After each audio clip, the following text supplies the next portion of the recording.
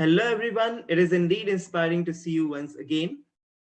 Today we are going to see that how we can uninstall Power BI. So let me share my screen and demonstrate it to you that how if Power BI is already installed, you can uninstall it. So first of all, I can go to Power BI desktop and I can show you that it is basically installed over here. This is installed as an application. I will right click on it and I'll click on uninstall.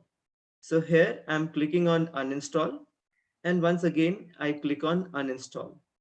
So you can see that this is how the Power BI can get uninstalled as an application.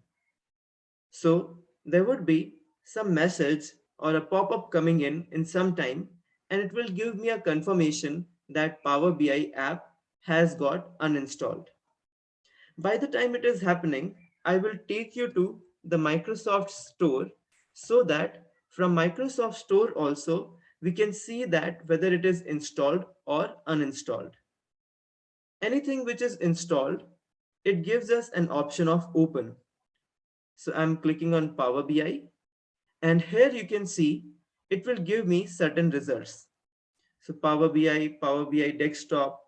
So I'm clicking on Power BI desktop. And once I click on Power BI desktop, you can see that it is telling me to install. That means it is uninstalled. If I go back and if I click on this Power BI, then here also I can see the button. It is saying get.